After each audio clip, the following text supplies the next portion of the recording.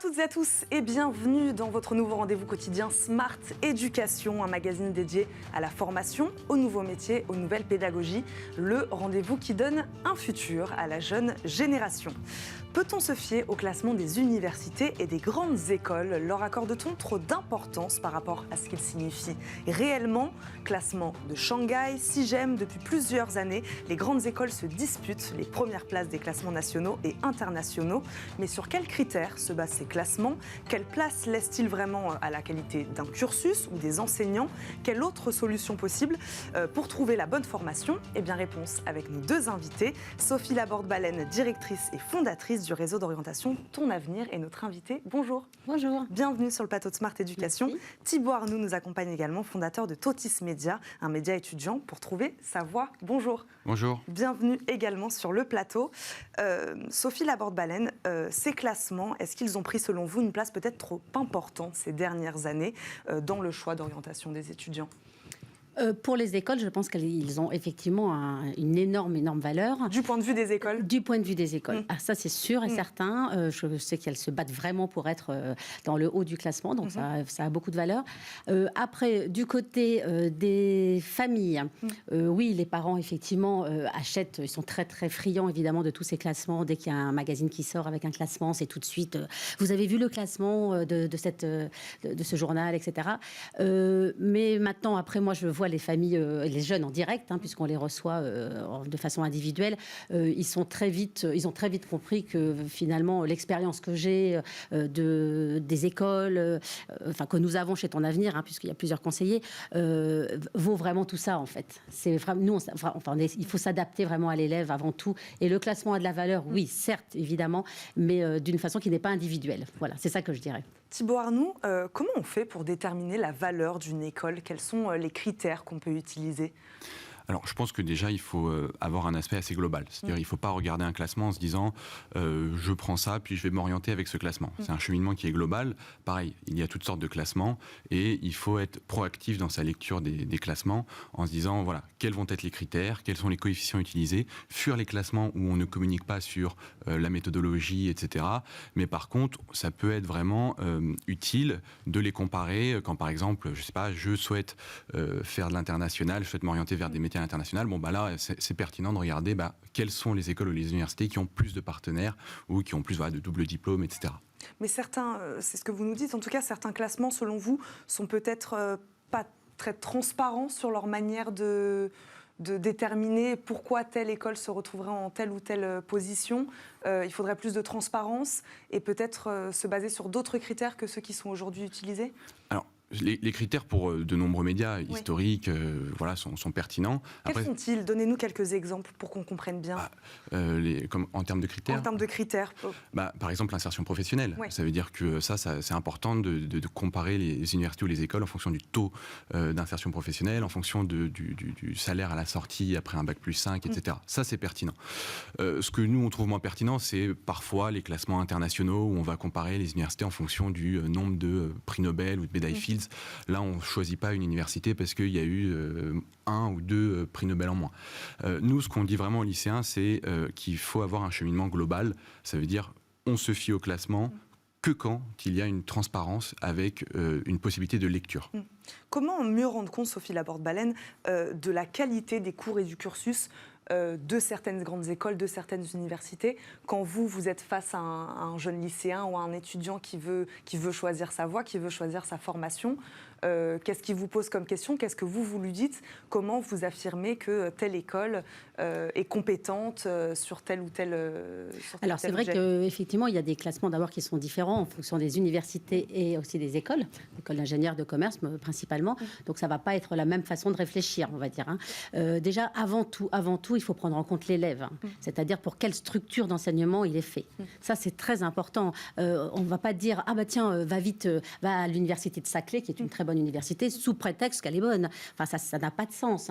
Le sens, c'est d'abord, est-ce que je suis fait pour l'université. Et donc ça, c'est vraiment à nous, conseillers d'orientation Ton Avenir, de mettre ça en avant. Si l'élève répond effectivement oui à tout ce qui est possible, enfin à tous les critères, on va dire, nécessaires pour faire une université, là, on peut se dire oui, effectivement, Saclay est une bonne université, ça, je peux te la conseiller. Et aussi, on tient compte aussi des retours de nos ex-élèves, on va dire. Ça, c'est très important, vraiment. Je trouve que je pense que vous serez d'accord, je pense que les étudiants, c'est très important d'avoir leur retour. Et moi, on est vraiment en contact direct avec les anciens élèves et ça nous permet de remonter ça aux élèves actuels et c'est super. Ouais, c'est intéressant parce que c'est ce que vous faites, Thibaut Arnoux, chez Totis.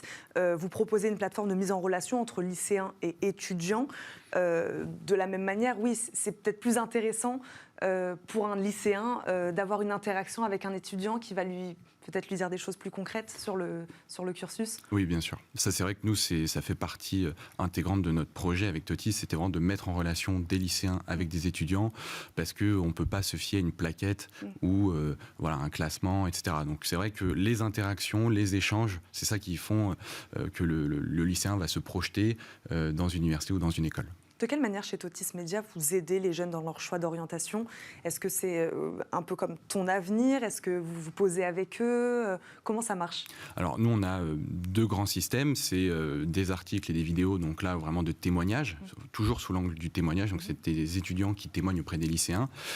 On a des réseaux sociaux aussi où vraiment on répond aux questions des lycéens. Et puis, vraiment, là où on insiste, c'est cette mise en relation quotidienne de lycéens qui se disent « j'hésite entre une licence AES et une licence éco-gestion, comment pouvez-vous m'aider ?» On lui dit contacte un étudiant en éco-gestion, un étudiant en AES, et ça te permettra de différencier les formations et de faire ton choix. Vous le mettrez en contact avec quelqu'un qui est le mieux placé peut-être pour répondre à ces questions. Sophie Laborde-Ballen, dans ce que vous nous dites, j'ai l'impression qu'il faut quand même laisser de la place au sens, à la passion. Il faut écouter le lycéen, l'étudiant. C'est peut-être ça la première chose à faire avant de choisir une formation. Mais carrément, c'est d'abord le jeune, Donc on écoute, on essaye de découvrir avec lui ses motivations, et après. Je dis toujours que tout est intéressant, c'est-à-dire l'échange avec un autre étudiant, effectivement, mais l'échange aussi avec l'ami de son papa ou de sa maman, qui va faire peut-être un domaine qui pourrait l'intéresser, à une expérience professionnelle, je sais pas, une mission humanitaire, un séjour linguistique. Tout est intéressant pour que l'élève, le jeune se connaisse mieux, parce qu'il faut savoir qu'à cet âge-là, ils se connaissent pas. Vraiment, quand je leur pose des questions, des fois, j'ai l'impression que c'est la première fois de leur vie qu'ils doivent y répondre. Et en fait, c'est un long cheminement, l'orientation scolaire. Je dis souvent que quand je les vois au démarrage, on a planté une petite graine et il faut que ça fasse un arbre, mais l'arbre, il n'est pas instantané. Ça, c'est pas vrai. Et donc, les palmarès, oui, ça en fait partie, c'est complémentaire. Voir un étudiant, oui, c'est complémentaire. Mais papa, maman aussi, c'est complémentaire. Et moi aussi, et je n'ai pas la science infuse pour leur amener, évidemment, comme dans une boule de cristal, je ne vois pas leur avenir. Mais en tout cas, on est tous là pour le bien du jeune et tout ça, va dans le bon sens. On a parlé des écoles, du point de vue des écoles, du point de vue des étudiants, même peut-être un peu du point de vue des parents. Quelle est la perception des recruteurs sur ces classements dont on parlait tout à l'heure ? C'est important pour les recruteurs de se dire, si je recrute tel étudiant de telle école qui a été classée première dans tel classement, vous pensez que ça reste important ? Oui et non. Ça veut dire qu'aujourd'hui, les recruteurs, ils voient énormément de classements fleurir un peu partout. Je pense qu'ils s'attachent davantage au profil des personnes. Moi, par exemple, à titre personnel, quand je cherchais un stage, c'est vrai qu'ils regardaient vraiment le parcours, les activités, et peut-être un peu moins qu'il y a 10 ans, le diplôme, l'école en question. Parce qu'aujourd'hui, avec des admissions parallèles, on peut faire toutes les formations et rejoindre une école de commerce, pour prendre cet exemple-là. Et derrière, ça ne garantit pas forcément le même niveau à la fin en entreprise. Vous êtes d'accord avec ça, Sophie Laborde-Ballen ? Totalement d'accord, oui. totalement d'accord. D'ailleurs, les élèves sont toujours contents d'entendre ça. Quand je leur dis qu'ils ont toutes leurs chances, en fait, quel que soit le cursus qu'ils vont intégrer, il faut qu'ils aient confiance en eux et qu'ils se disent j'aurai ma chance, même si je ne fais pas HEC, même si je ne fais pas Polytechnique, je dois croire en moi. Et finalement, vous savez, vous avez aussi des polytechniciens ou des HEC qui n'ont pas la tête bien faite. Alors, ils ont une tête académique bien faite, hein, bien sûr. Mais si, finalement, est-ce que c'est ça la vérité? J'en suis pas sûre. Hein. De quelle manière vous travaillez avec... parce qu'on parlait du taux d'insertion professionnelle qui est quand même important aujourd'hui. Il y a des secteurs qui font face à des pénuries de candidats, notamment dans le numérique. Un taux de chômage chez les jeunes qui est aussi très important. Quelle place vous laissez aussi à ce contact, peut-être à répondre aux besoins des entreprises, vous, dans le choix d'orientation? C'est vrai que, bien sûr, évidemment, je suis là pour les mettre en garde. Oui. Attention, ce domaine-là, c'est full. Non, là, il y a beaucoup de travail. La comptabilité, par exemple, tout le monde sait qu'il y a énormément de travail. Mais encore faut-il que l'étudiant soit fait pour ça. Donc, moi, je priorise d'abord pourquoi il fait l'étudiant. D'abord. Parce que sinon, ça ne sert à rien de se dire... Parce que les parents, souvent, me disent « Oui, mais il faut qu'il y ait du travail. » Je suis d'accord, il faut qu'il y ait du travail. Mais si vous n'avez pas envie de faire quelque chose, vous le ferez mal. C'est notamment les voies artistiques, par exemple. Ça, c'est un vrai souci, un peu moins qu'avant, je dirais, qu'il y a quelques années où les parents bloquaient vraiment. Je trouve que là, maintenant, il y a une ouverture d'esprit plus grande des parents qui acceptent d'écouter, par exemple, un jeune qui veut être artiste. Voilà. Et donc, du coup, ça permet d'ouvrir les choses et donc, du coup, de le conseiller au mieux. Et après, il faut leur faire confiance, en fait. Moi, je fais confiance à la personne qui a la niaque, c'est tout, quoi. Et il l'aura s'il aime ce qu'il fait. S'il ne l'aime pas, c'est embêtant. Thibaut Arnoult, quelle place vous laissez justement à cette question d'employabilité, de taux d'insertion professionnelle? Est-ce que pour vous, c'est quelque chose d'important de les amener quand même vers des filières qui embauchent? Pour le coup, je rejoins ce qui a été dit. C'est-à-dire que nous, on fait une vraie étude au niveau des données publiques du ministère, de l'enseignement supérieur, de la recherche et de l'innovation, et ça nous permet vraiment de comparer les salaires à la sortie après un master. Il y a de vraies différences. Donc nous, on les alerte. Après, et c'est là où je rejoins ce qui a été dit, c'est-à-dire on ne va pas dire à quelqu'un, même si nous, on le voit souvent, je vais aller en informatique parce que les taux de salaire sont plus élevés qu'en psychologie. Non. Nous, on garde toujours à l'esprit qu'il faut se diriger là où on pense être le meilleur. Voilà. Nous, souvent aussi, l'autre cas, c'est pour le coup une sorte de reproduction sociale des parents. Ça veut dire, le père a fait médecine, donc il dit va faire médecine. Si l'enfant a envie de faire une licence TAPS, il y aura aussi des métiers à condition d'être bon, de bosser. Ça, c'est sans aucun doute. Il reste quelques secondes. Sophie Laborde-Ballen, pour revenir sur cette question des classements, est-ce que cette course, selon vous, aux meilleures places, va peut-être finir par s'essouffler à un moment ?